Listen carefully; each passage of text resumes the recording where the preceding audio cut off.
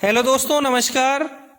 Way of maths channel में आपका फिर से स्वागत है। मैं हूं एम के गुजर और इस वीडियो में लेके आया हूं उत्तर पश्चिमी रेलवे में दिनांक 9 नवंबर 2024 को एक ट्रेन मैनेजर का पेपर हुआ है।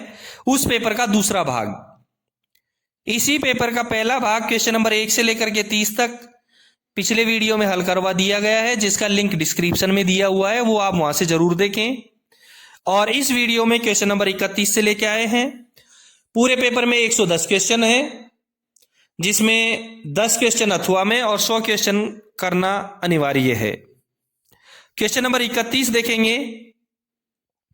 डी एंड ए आर नियम प्रारंभ में कब लागू किए गए थे?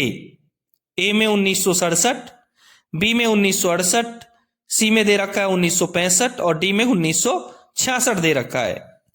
डी एंड ए आर जो नियम है वो 1968 में लागू किए गए थे और डी एंड ए आर नियमों के तहत जो अपील की अवधि होती है वो 45 दिन की होती है।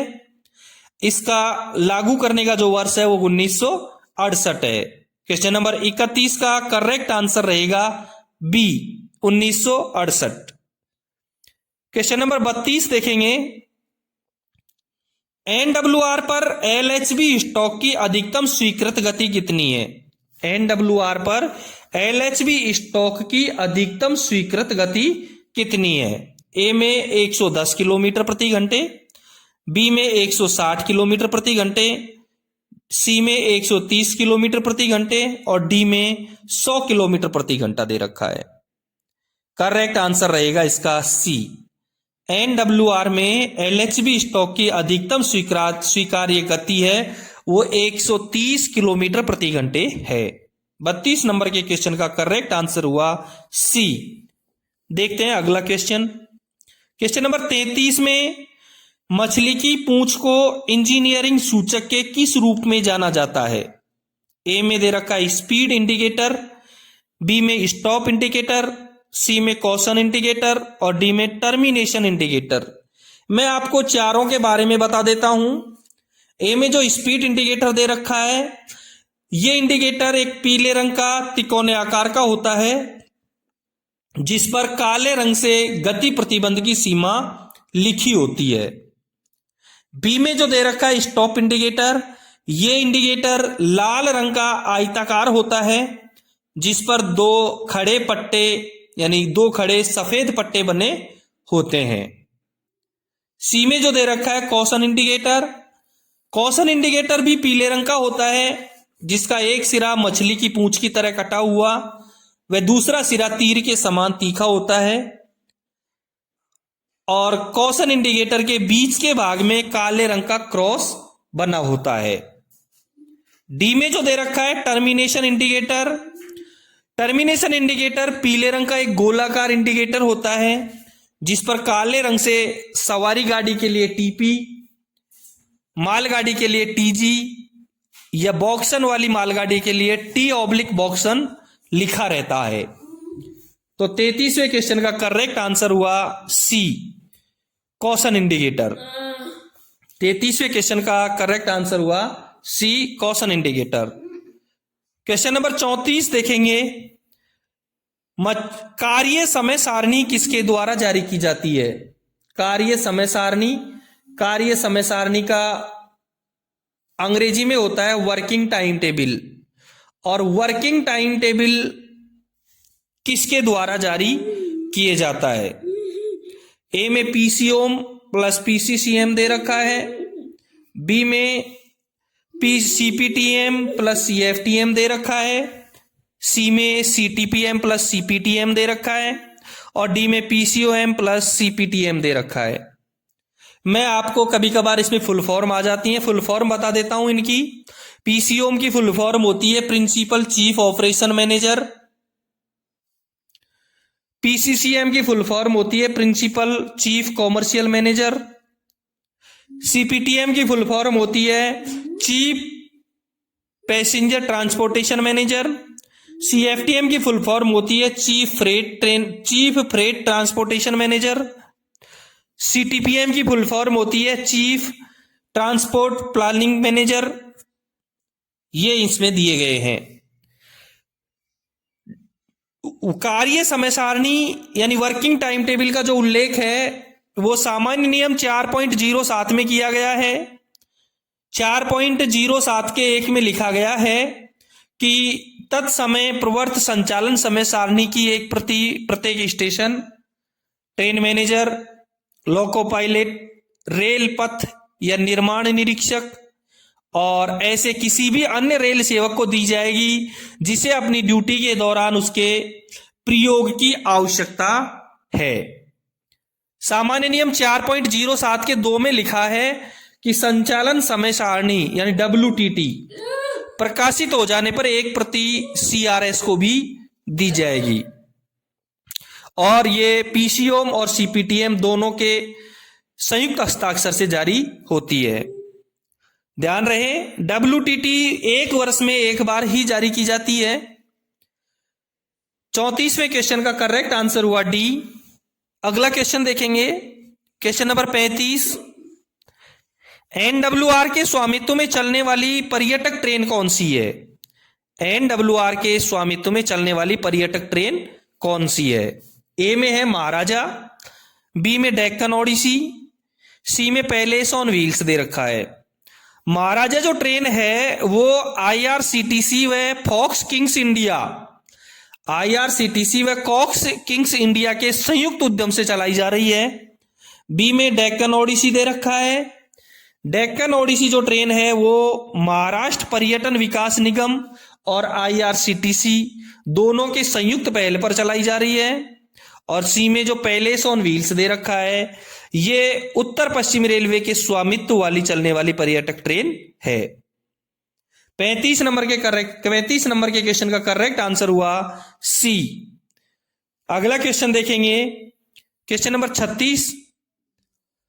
ट्रेन के अलग होने के लिए सीटी कोड क्या है? ट्रेन के अलग होने के लिए सीटी कोड क्या है यानी ट्रेन पार्टिंग का सीटी कोड क्या है? ए में दे रखा है बड़ी छोटी बड़ी छोटी, बी में दे रखा है छोटी छोटी बड़ी, सी में दे रखा है बड़ी बड़ी छोटी और डी में दे रखा है बड़ी छोटी। ए में जो दे रखा है बड़ी छोटी बिल्कुल करेक्ट आंसर यही रहेगा। बड़ी छोटी का मतलब है ट्रेन पार्टिंग या ट्रेन का पूरी का नहीं पहुंचना। बी में दे रखा है छोटी छोटी बड़ी जो सिटी कोड है वो खतरे की जंजीर खींचे जाने पर बजाई जाती है या इंजन में अपर्याप्त वैक्यूम या एयर प्रेशर होने पर छोटी छोटी बड़ी सीटी बजाई जाती है। गार्ड द्वारा ब्रेक लगाने पर छोटी छोटी बड़ी सीटी बजाई जाएगी और अंतर संचार उपकरण काम में लेने पर छोटी छोटी बड़ी सीटी बजाई जाएगी। सी में जो बड़ी छोटी का प्रकार दे रखा है ऐसा कोई सिटी कोड नहीं है। डी में बड़ी और छोटी सीटी दे रखी है। गार्ड ब्रेक रिलीज कर दे इसके लिए बड़ी और छोटी सीटी बजाई जाएगी। स्टेशन अथवा सेक्शन के बीच में गाड़ी अथवा इंजन के प्रस्थान से पहले एक बड़ी और एक छोटी सीटी बजाई जाएगी। साइडिंग में बैक होने के बाद में मेन लाइन साफ है इसका संकेत देने के लिए बड़ी और छोटी सीटी बजाई जाएगी। 36वें क्वेश्चन का करेक्ट आंसर हुआ ए। क्वेश्चन नंबर 37 देखेंगे, प्रीमियम रैक के लिए बीपीसी की वैधता कितनी है? प्रीमियम रैक के लिए बीपीसी की वैधता कितनी है? बहुत इंपॉर्टेंट क्वेश्चन है। अहमदाबाद डिवीजन में 10 अगस्त 2024 को संट मास्टर के पेपर में आया हुआ है। बीपीसी लिखा हुआ है इसलिए मैं आपको बता दूं बीपीसी का full form brake power certificate होता है। ए में 30 दिन, बी में 12 दिन, सी में 12+3 और डी में 10 दिन दे रखा है। प्रीमियम रैक की जो बीपीसी है उसकी वैधता 12+3 दिन रहती है यानी 37वें क्वेश्चन का करेक्ट आंसर रहेगा सी। बीपीसी 3 कॉपी में तैयार की जाती है। ये मैकेनिकल विभाग के ट्रेन एग्जामिनर के द्वारा बनाई जाती है। सीसी रैक की जो बीपीसी है वो 30+5 दिन की होती है और 3000 या 3500 किलोमीटर के लिए वैध होती है। 37 नंबर के क्वेश्चन का करेक्ट आंसर हुआ सी। क्वेश्चन नंबर 38 देखेंगे। SF4 is used, standard form 4 किसके लिए प्रयोग में लिया जाता है? ए में सस्पेंशन, बी में रिमूवल, सी में कंपलसरी रिटायरमेंट और डी में रिवोकेशन। SF4 रिवोकेशन यानी निलंबन आदेश रद्द करने के लिए SF4 का प्रयोग किया जाता है। बी में दे रखा रिमूवल, SF2 के लिए SF2 जारी किया जाता है रिमूवल के लिए। SF4 निलंबन आदेश रद्द करने के लिए जारी किया जाता है। SF1 के लिए SF1 जो जारी किया जाता है वो नियम 5.1 के तहत निलंबन आदेश होता है और SF2 नियम 5.5 के 2 के तहत डिम्ड निलंबन आदेश होता है। 38वें क्वेश्चन का करेक्ट आंसर हुआ डी। अगला क्वेश्चन देखेंगे, क्वेश्चन 39। कोयला लदान के लिए किस प्रकार का वैगन उपयुक्त है? कोयला लदान के लिए ए में बॉक्सन, बी में BCNHL, सी में BTPGN और डी में BTPN। ए में बॉक्सन दे रखा है, बॉक्सन ओपन वैगन होता है जो कोयले की लदान के लिए बिल्कुल उपयुक्त होता है। बी में BCNHL होता है जो कवर्ड वैगन होता है। सी में BTPGN और डी में BTPN होते हैं, दोनों टैंक वैगन होते हैं। करेक्ट आंसर रहेगा इसका ए। कोयला लदान के लिए बॉक्सन प्रकार का वैगन ही उपयुक्त होता है। 39 नंबर का करेक्ट आंसर हुआ ए। अगला क्वेश्चन देखेंगे, क्वेश्चन नंबर 40। पी मार्कर किस सिग्नल पर पाया जाता है? पी का मीन्स परमिसिव। ए में डिस्टेंट, बी में warner on separate post, C में होम।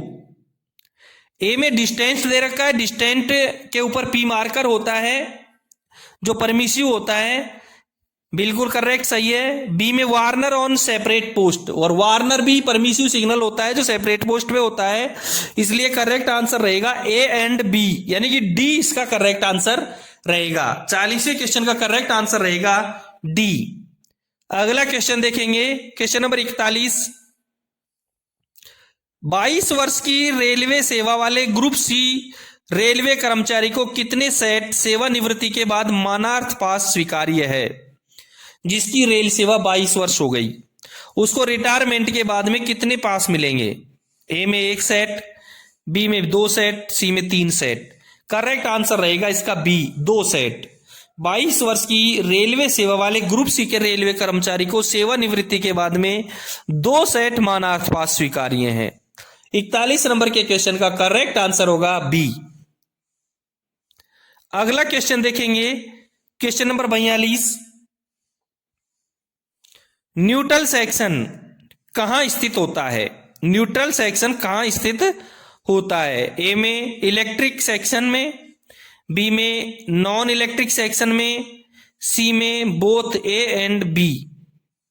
देखें, 2 फीडिंग पोस्ट के मध्य या 2 TSS के मध्य ऐसा स्थान जहां पर OHE सप्लाई नहीं होती है, इलेक्ट्रिक सेक्शन न्यूट्रल सेक्शन कहलाता है। इसे PTFE भी कहते हैं। बिल्कुल करेक्ट आंसर हो गया इसका ए, इलेक्ट्रिक सेक्शन में।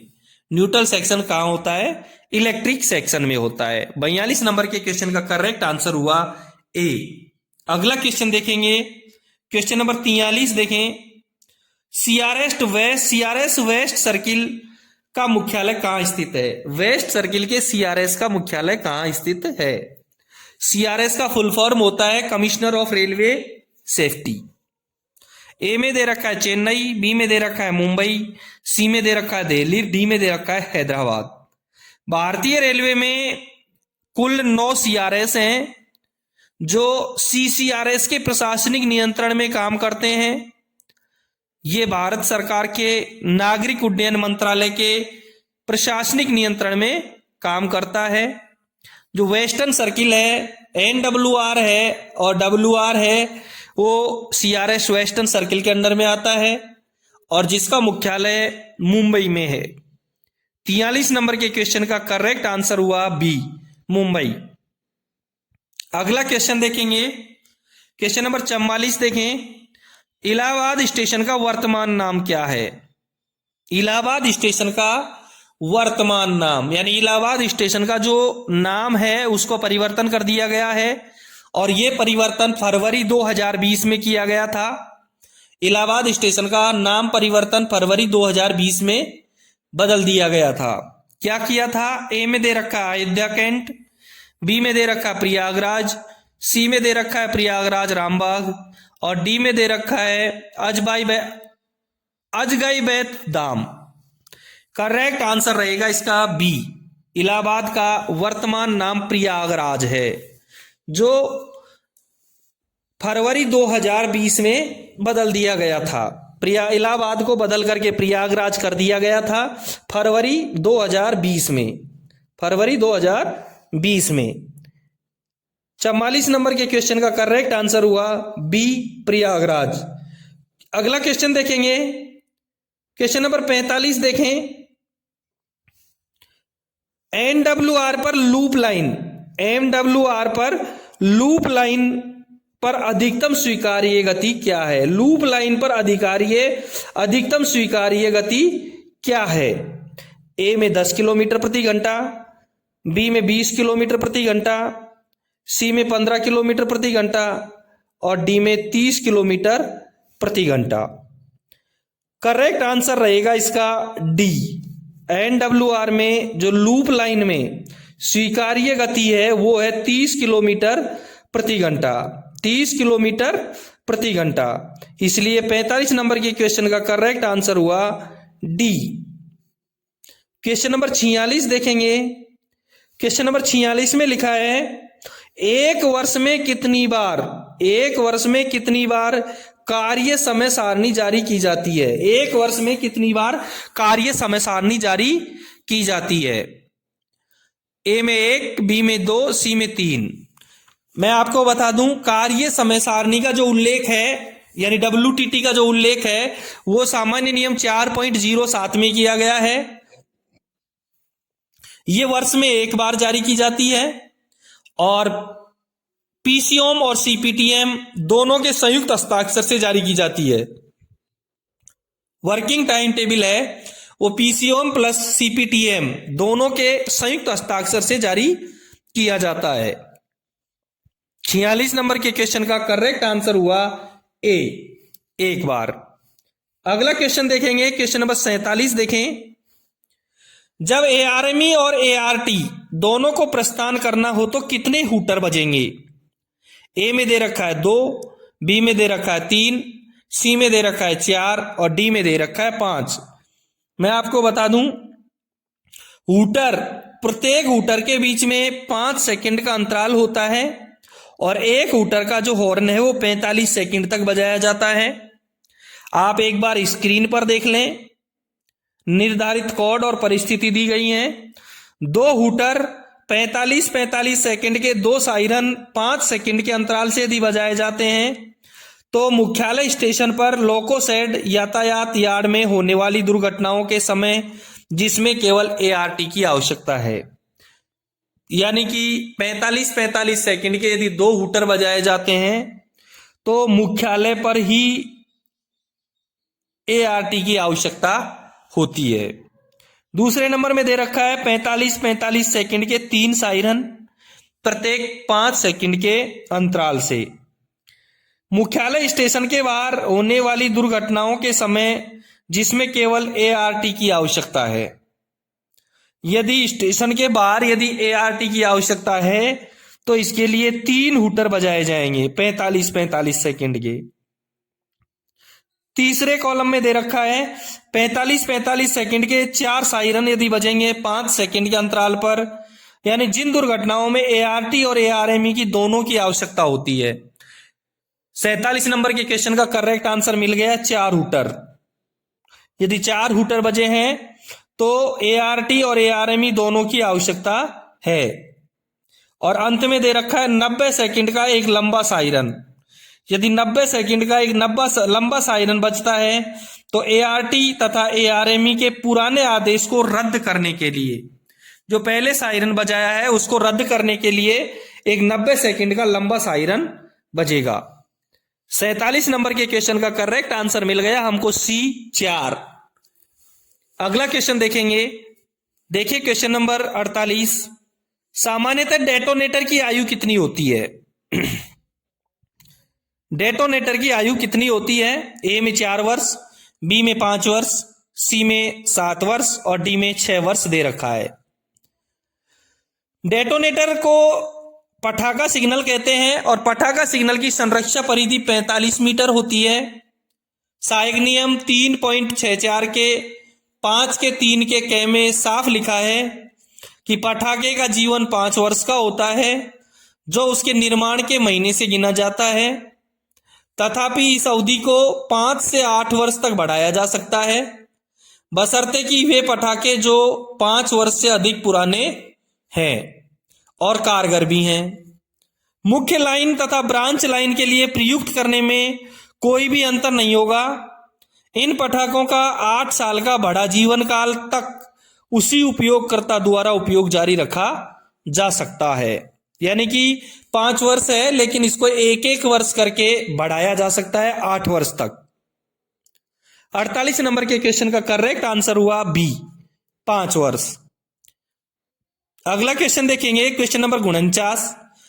रेलवे कर्मचारी को जारी पीटीओ के कारण बर्थ आरक्षित करवाने के लिए टिकट के किराए का कितना हिस्सा भुगतान किया जाता है? पीटीओ में कितना किराया लगेगा? सीधा बात है। ए में आधा, बी में 1/3, सी में 1/4 दे रखा, डी में 3/4 दे रखी है। पीटीओ से 1/3 किराया दे होता है, यानी 49 नंबर के क्वेश्चन का करेक्ट आंसर हुआ बी। और पास यदि होता है तो रिजर्वेशन सीट के लिए कोई चार्ज दे नहीं है।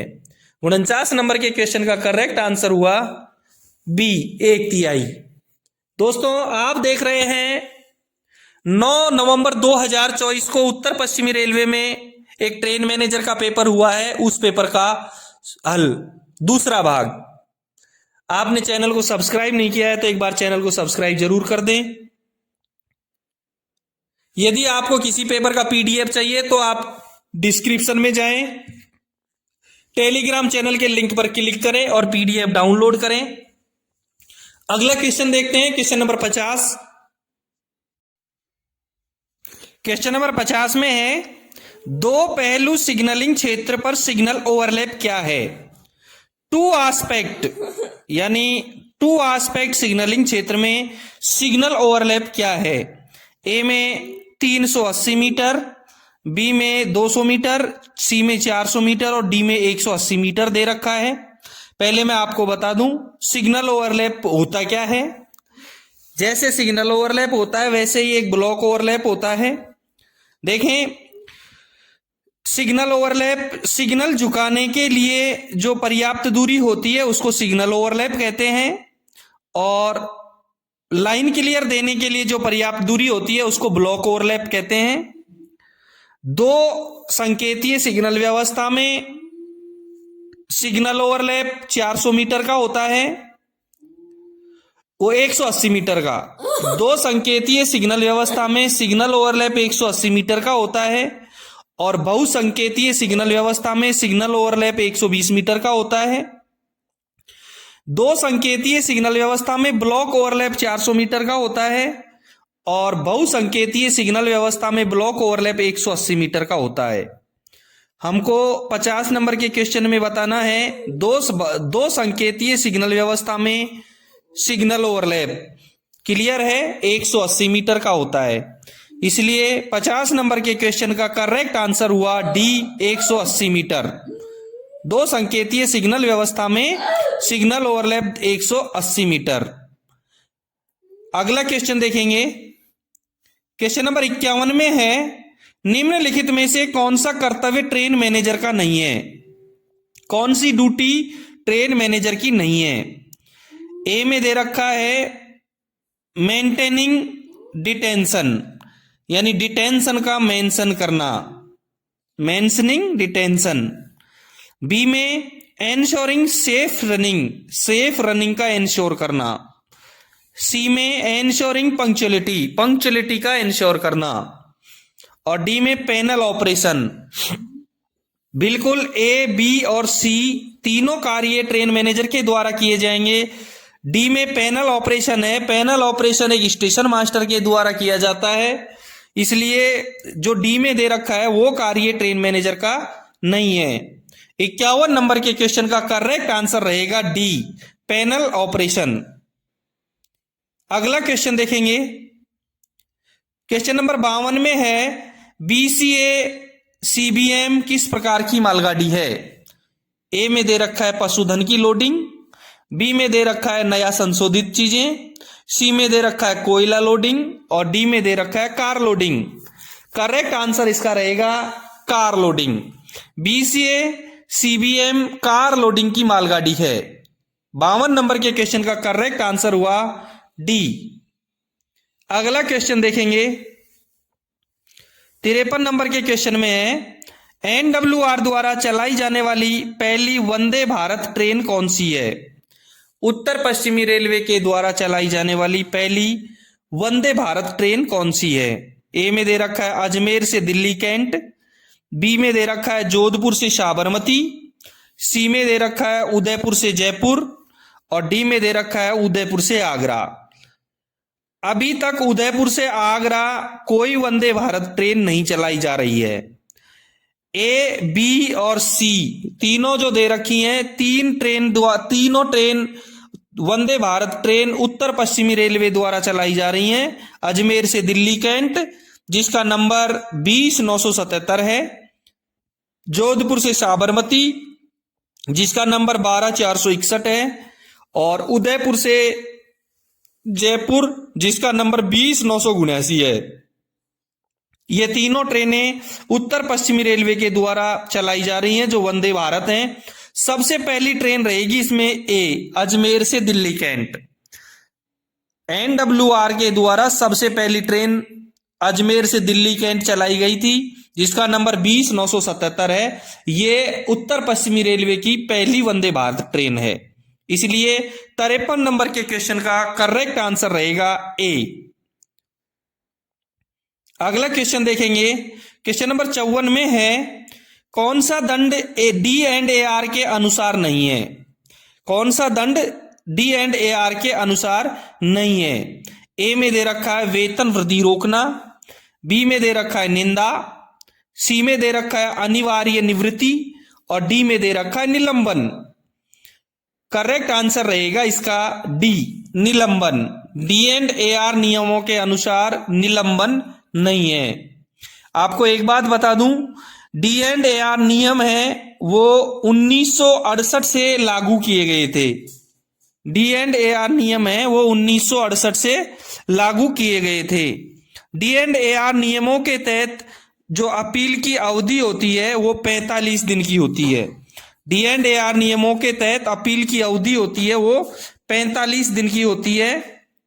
इसके अंतर्गत वेतन वृद्धि को रोकना, निंदा और अनिवार्य निवृत्ति आते हैं। निलंबन डी एंड ए आर के अनुसार दंड नहीं दिया जा सकता है। क्वेश्चन नंबर 54 का करेक्ट आंसर हुआ डी, निलंबन। अगला क्वेश्चन देखेंगे, क्वेश्चन नंबर 55 है मातृत्व अवकाश के तहत अनुमत अधिकतम अवकाश के दिनों की संख्या कितनी है। मातृत्व अवकाश के तहत अनुमत अधिकतम अवकाश के दिनों की संख्या कितनी है। ए में 180 दिन, बी में 90 दिन दे रखा है, सी में 15 दिन और डी में 720 दिन। 55 नंबर के क्वेश्चन का करेक्ट आंसर रहेगा डी, 720 दिन। करेक्ट आंसर रहेगा डी। अगला क्वेश्चन देखेंगे, क्वेश्चन नंबर 56 देखें, निर्वाह भत्ता देने के लिए किस फॉर्म का उपयोग किया जाता है। निर्वाह भत्ता देने के लिए किस फॉर्म का उपयोग किया जाता है। ए में SF1, बी में दे रखा है SF4, सी में SF3 और डी में SF7 दे रखा है। ए में जो SF1 दे रखा है ये नियम 5 के 1 के तहत निलंबन आदेश होता है। बी में SF4 दे रखा है, ये नियम 5 के सी के तहत निलंबन आदेश रिवोक करने का आदेश होता है।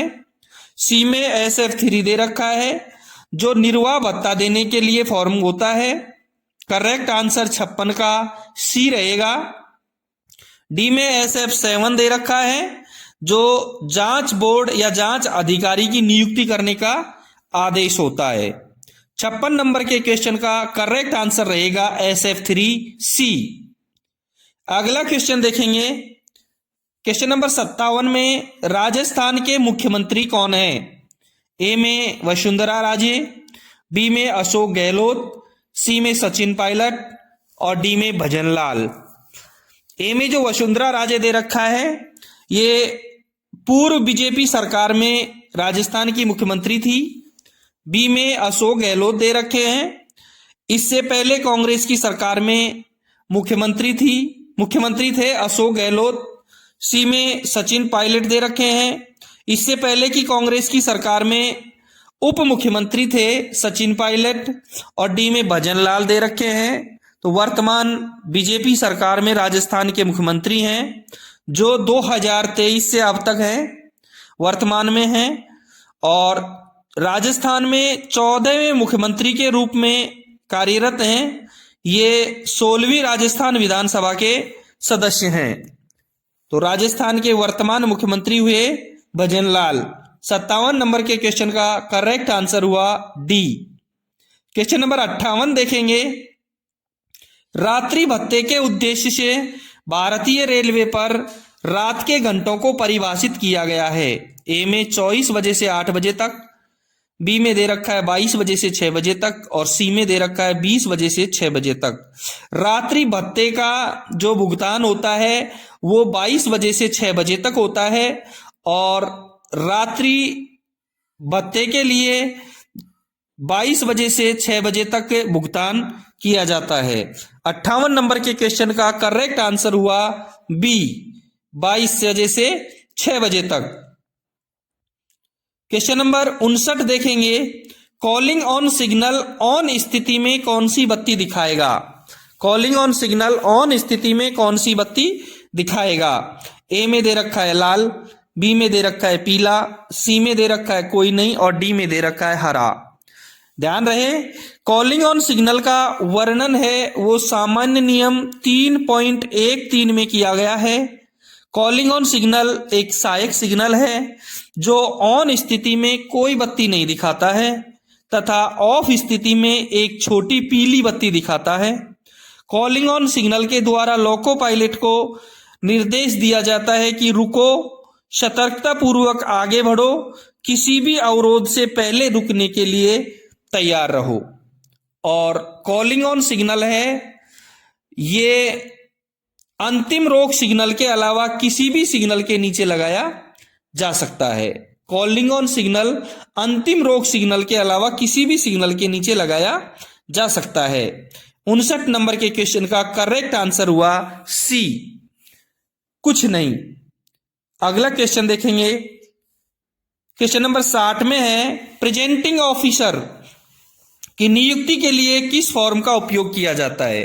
प्रेजेंटिंग ऑफिसर की नियुक्ति के लिए किस फॉर्म का उपयोग किया जाता है? ए में SF4, बी में दे रखा है SF11, सी में दे रखा है SF8 और डी में SF6 दे रखा है। SF4 नियम 5 के सी के तहत निलंबन आदेश रिवोक करने का आदेश होता है।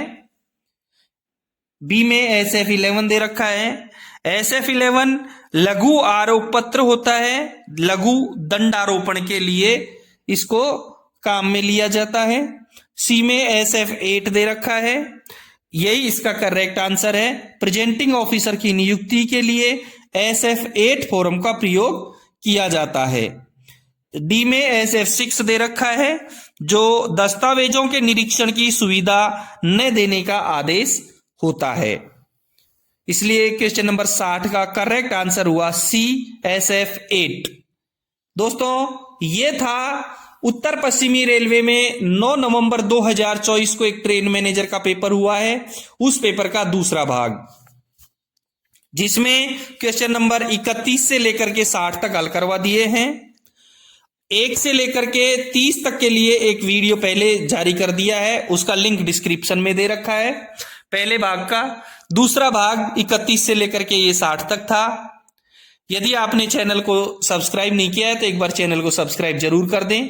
किसी वीडियो का पीडीएफ चाहिए, किसी पेपर का पीडीएफ चाहिए तो डिस्क्रिप्शन में एक टेलीग्राम चैनल का लिंक दिया है, उस पर क्लिक करें और पीडीएफ डाउनलोड करें। यदि आपके डिवीजन या रेलवे मंडल में कहीं भी कोई पेपर हुआ है, विभागीय पेपर, वो आप मुझे टेलीग्राम पर या व्हाट्सएप पर जरूर भेजें। धन्यवाद। फिर मिलते हैं क्वेश्चन नंबर 61 के साथ में अगले वीडियो में।